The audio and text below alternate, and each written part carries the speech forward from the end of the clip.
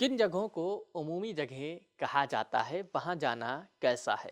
غض بصر سے کیا مراد ہے؟ روایت میں آیا ہے کہ قیامت پہ کچھ آنکھوں کو چھوڑ کر سب روئیں گی، وہ کون سی آنکھیں ہیں جو نہیں روئیں گی؟ ناظرین اکرام السلام علیکم، سبیل قرآن کے بزم تفسیری میں آپ سبھی کو خوش آمدید عرض کرتے ہیں۔ آج کے ایپیسوڈ میں ہم 3 آیتوں کی تفسیر کے ساتھ آپ کے سامنے حاضر ہوئے ہیں، تو چلیے چلتے ہیں آج کی پہلی آیت کی تفسیر کو جاننے کے لیے اس کی تلاوت اور ترجمے کو سنتے ہیں۔ كتاب أنزلناه إليك مبارك ليدبروا آياته وليتذكر أولو الألباب بسم الله الرحمن الرحيم فإن لم تجدوا فيها أحدا فلا تدخلوها حتى يؤذن لكم وإن قيل لكم ارجعوا فارجعوا هو أزكى لكم والله بما تعملون عليم۔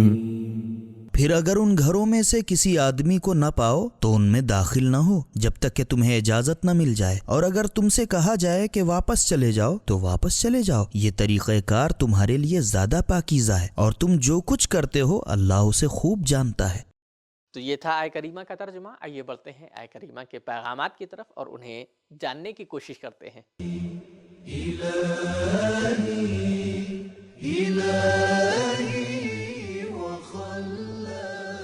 نمبر 1، دوسرے گھر میں بغیر اجازت کے داخل ہونا حرام ہے، فلا تدخلوا۔ نمبر 2، داخل ہونے کے لیے یقیناً اجازت ضروری ہے، حتی یؤذن لکم، اور اگر ناراضگی سمجھ میں آ جائے تو واپس ہونا ضروری ہے، وَإِنْ قِيلَ لَكُمْ ارْجِعُوا فَارْجِعُوا۔ نمبر 3، لوگوں کے گھر میں جانے کے لیے اجازت کی ضرورت ہے، چاہے اجازت دینے والا گھر والا ہو یا کوئی دوسرا جو اجازت دے سکتا ہو، جیسے حاکم شرع۔ یؤذن کا جملہ مجہول استعمال ہوا ہے تاکہ اصل اجازت کو ثابت کرے، اور اجازت دینے والے کے نام کو نہیں لیا گیا ہے۔ نمبر 4، لوگوں کے گھر کے دروازے کے پیچھے رکنا منع ہے، ارجعوا۔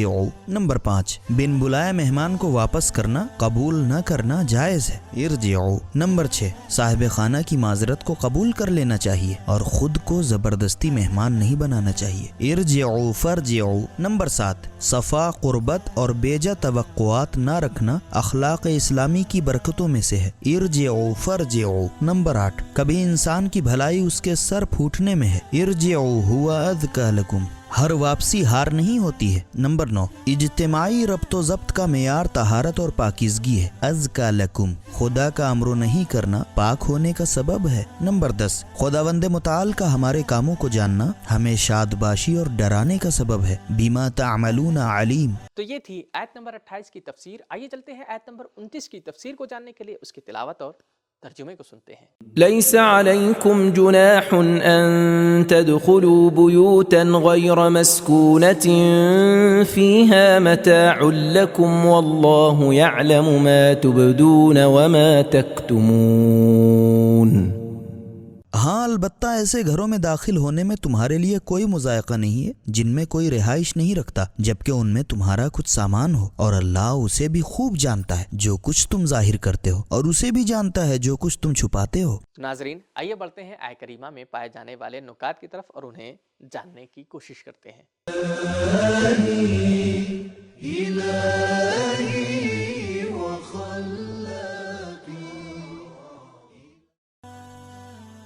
وہ عمومی جگہیں جن میں کوئی نہیں رہتا ہے، اس کا حساب مسجدوں، ہوٹلوں، مسافر خانوں اور دفتروں جیسا ہے کہ جس کا دروازہ سب کے لیے کھلا ہے اور لوگ وہاں پہ آنے جانے سے فائدہ اٹھاتے ہیں۔ وہ نجی گھر کے جیسا نہیں ہے اور وہاں پہ جانے کے لیے اجازت لینا ضروری نہیں ہے۔ ترجمے اور نکات کے بعد اب موقع ہے آیت کے پیغامات کا۔ آئیے چلتے ہیں انہیں جاننے کی کوشش کرتے ہیں۔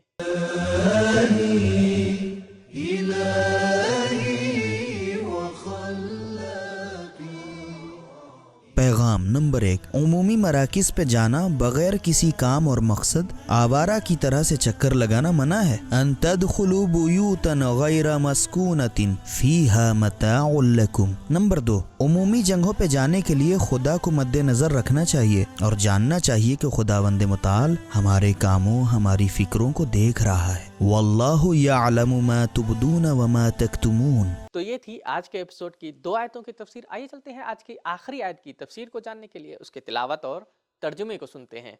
قل للمؤمنين يغضوا من أبصارهم ويحفظوا فروجهم ذلك أزكى لهم إن الله خبير بما يصنعون۔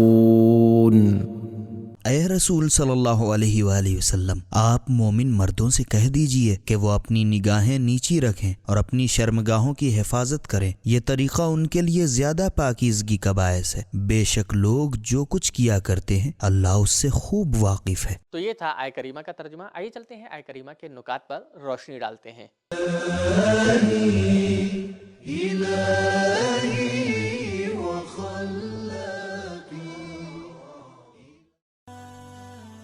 یغدو کا لفظ غزہ کے مادے سے ہے، جس کے معنی کم کرنا اور نیچے لانے کے ہیں، جیسے کہ لقمان اپنے بیٹے سے فرماتے ہیں وَغْضُضْ مِن صَوْتِكَ، یعنی اپنی آواز نیچی رکھو اور بلند آواز سے بات مت کرو۔ یہاں پہ غزہ بصر سے مراد آنکھوں کا بند کرنا نہیں ہے، بلکہ نگاہ کو نیچے کرنا ہے، اس طرح سے کہ انسان نامحرم کو نہ دیکھے۔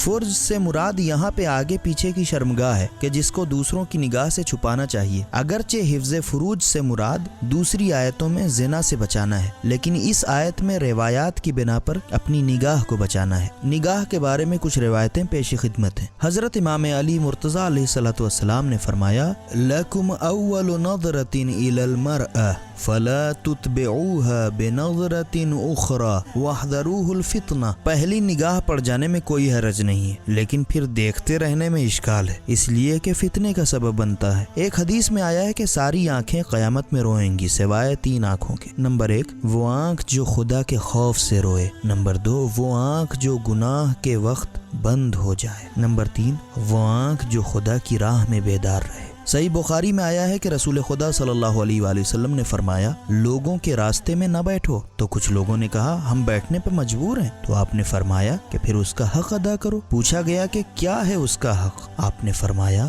غض البصر وکف الاذى ورد السلام والامر بالمعروف والنہی عن المنکر، چشم چرانی سے بچنا، آنکھوں کو نیچے رکھنا، لوگوں کو اذیت نہ کرنا، دوسروں کے سلام کا جواب دینا، امر بالمعروف کرنا اور برائی سے روکنا۔ حضرت عیسیٰ علیہ السلام نے فرمایا نامحرم کی طرف دیکھنے سے بچو کہ شہوت کے بیج کو دلوں میں بو دیتا ہے اور یہی انسان کو فتنے میں ڈالنے کے لیے کافی ہے۔ امام علی علیہ السلام فرماتے ہیں العین رائد القلب، آنکھ دل کو اپنی طرف کھینچتی ہے، العین مساعد الشیطان، آنکھ شیطان کی کمی گاہ ہے، اور چشم پوشی آنکھوں کا بند کر لینا شہوت سے بچنے کا بہت اچھا راستہ ہے۔ رسول خدا صلی اللہ علیہ وآلہ وسلم فرماتے ہیں النظر سحم مسموم من سهام ابلیس فمن ترکها خوفا من اللہ اعطاہ اللہ ایمانا یجد حلاوت فی قلبہ، بری نگاہ شیطان کے زہر سے بجھے ہوئے تیروں میں سے ایک تیر ہے، جو بھی خدا کے ڈر سے اپنی آنکھوں کو بند کر لے اللہ اسے ایسا ایمان عطا کرے گا جس کی مٹھاس وہ اپنے دل میں محسوس کرے گا۔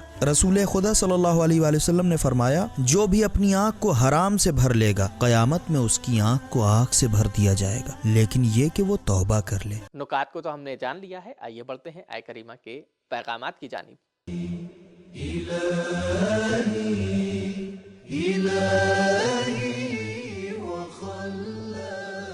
پیغام نمبر 1 ایمان کا لازمہ حرام نگاہوں سے دوری اور بچنا ہے۔ قل للمؤمنین یغضوا۔ نمبر 2 شہوانی کشش کو کنٹرول کرنا چاہیے، یغضوا ابصارہم۔ نمبر 3 گناہ کو شروع سے ہی کنٹرول کریں اور تقوی کو آنکھ سے شروع کریں، من ابصارہم۔ نمبر 4 پاک آنکھیں پاک دامنی کی تمہید ہے، یغضوا من ابصارہم ویحفظوا فروجہم۔ نمبر 5 پاک دامنی مردوں کے لیے بھی ضروری ہے، یحفظوا فروجہم۔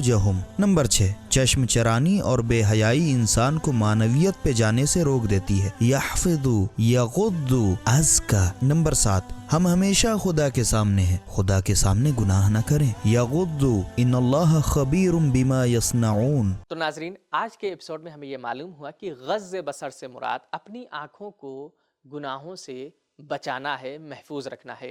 بے حیائی اور چشم چرانی انسان کو معنویت سے روک دیتی ہے، اور آنکھ کو حرام سے بھرنا آخرت میں اپنی آنکھوں میں آگ بھرنے کے برابر ہے۔ تو یہ تھا ہمارا آج کا ایپیسوڈ، ملتے ہیں اگلے ایپیسوڈ میں، تب تک کے لیے شکریہ، خدا حافظ۔ سبیل قرآن، قرآنی سماج کی پہچان۔